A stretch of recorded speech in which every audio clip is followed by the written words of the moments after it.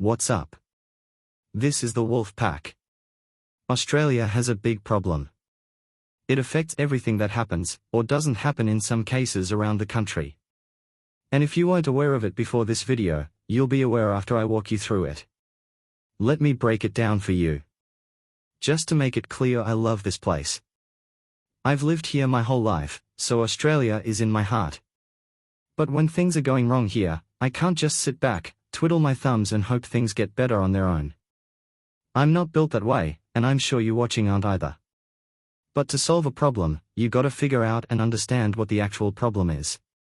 Follow the symptoms to the root cause, and you quickly figure out a complicated problem 9 out of 10 times, probably isn't as complicated as you thought. So, let's start with the issues that Australia currently has.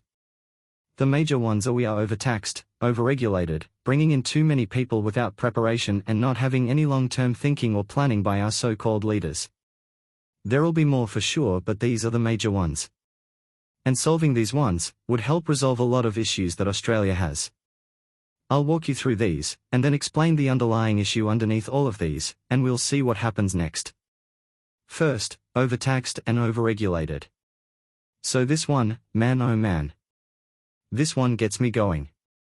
I won't rant here, but it feels like every month there's always a new idea to tax this, make new rules on that, and it just creates a web of complicating your life while picking every cent from your pocket as you go. We all know the expression, you can't leave the house without spending money, and it definitely feels that way. Cost of everything always going up, without fail, because the cost of the inputs is going up. But things are going up that shouldn't have to go up. Government charges that require no extra enforcement still go up. Car registration is always going up. The actual registration cost goes up, even though nothing changes. Your car is either registered or not registered. All the actual inputs regarding having a registered vehicle are managed elsewhere. Your mechanic checks the vehicle, anything not safe, he'll point out and you fix it. Boom. Vehicle is roadworthy and here's your pink slip. Green slip insurance. Insurance is always a rip-off, but you gotta have it, so you get it. Okay, now your car can get registered, after you pay this fee that goes up every year. They don't even print out a sticker anymore like the old days. Just updates a system, your car is registered, you drive past a police car 5 minutes later, yep, car is registered, no problem. But you had to pick a limb to sell to make it happen. How many other taxes and regulations are there out there?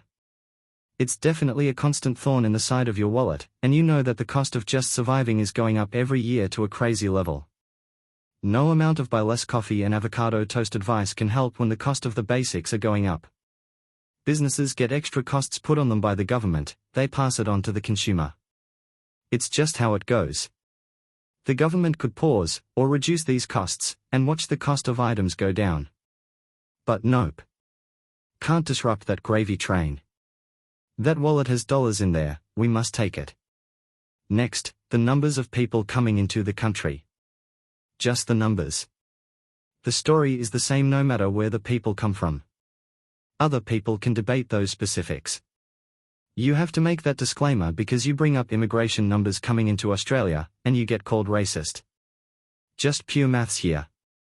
Even before immigration numbers were pumped, the cities I'm more familiar with, Sydney and Melbourne, were already crowded. Traffic. Crowded public transport. In need of more roads. More expansion of the city by building new suburbs and all that comes with that.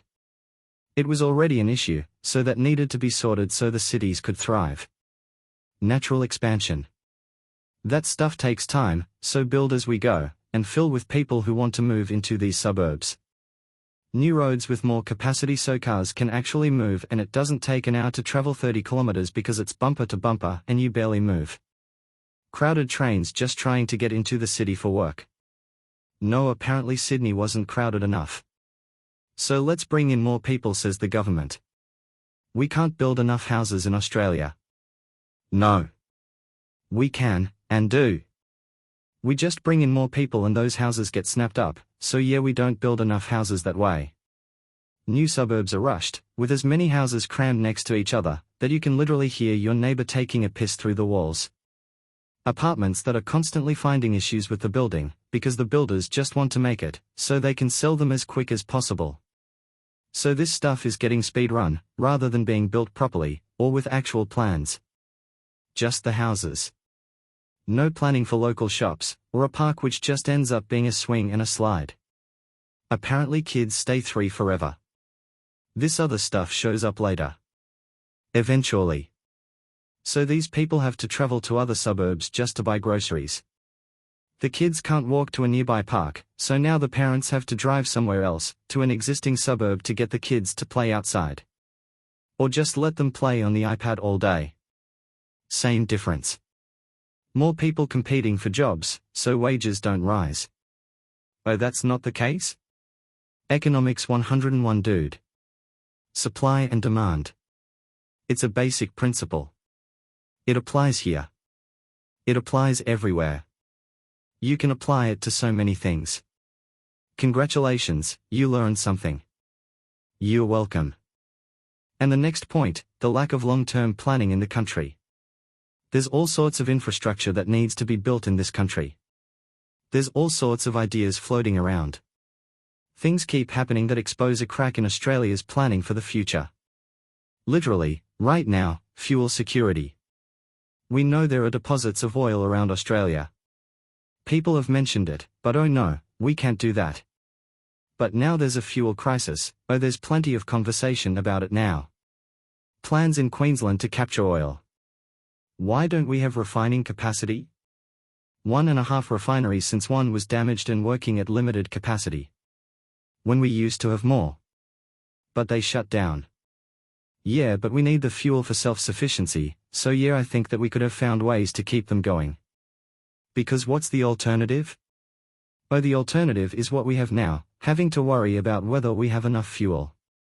Worrying farmers won't be able to grow enough food. The Prime Minister has to go on a begging tour to get other countries to give us fuel because we didn't store enough. So many examples of this stuff. During COVID, we learned we had so many gaps, as China shut down a bunch of factories, and all of a sudden we had shortages, or the potential for shortages for essential items.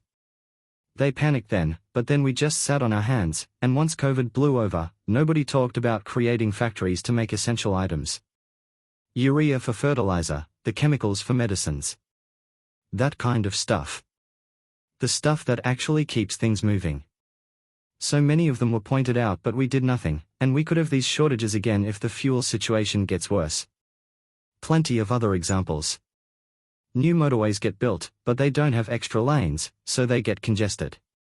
NBN not being fiber all the way, so they had to do that down the line anyway, when that could have been done initially, then upgrades could just be down easily.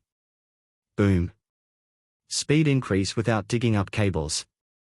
Fast trains between the major cities. The time they've been talking about it, they could have made it go around the whole country by now. But nope. Too hard. If I had to list every example of this kind of stuff, this would be a 3-hour video, and we all got other things to do. So I'll leave that there. List more examples in the comments, and we'll discuss them. Now, what is the underlying issue connecting these things? It's the thing that in most cases, we love about the Australian people, but is frustrating in things that matter like the above issues. It's the laid-back Aussie attitude. It's what we are known for. And for us, on beach days, going out having fun, it's great. And we shouldn't change it.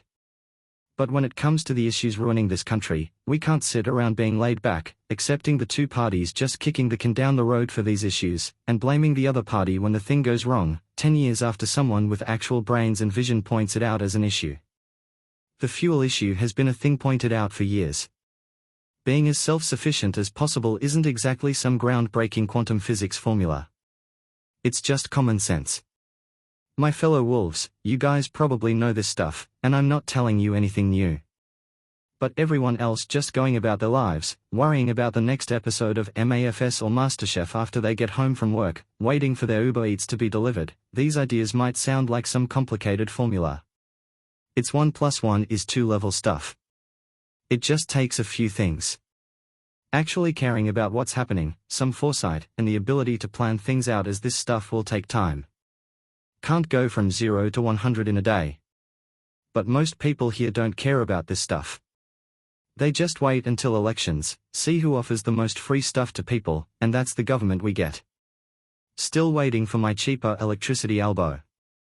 Any day now, right? These issues are simple enough to figure out. We just have to make them known. Only the wolves lead the pack, so my fellow wolves, get out there, get an issue that you care about and find a way to get the message out there. A group of determined wolves out there, we can bring Australia back to its potential. That's it for this video, guys. Comment down any issues about Australia you want to bring to the spotlight, and let's see what we can do about them. Remember to do the good old YouTube thing. Like, comment, share, subscribe.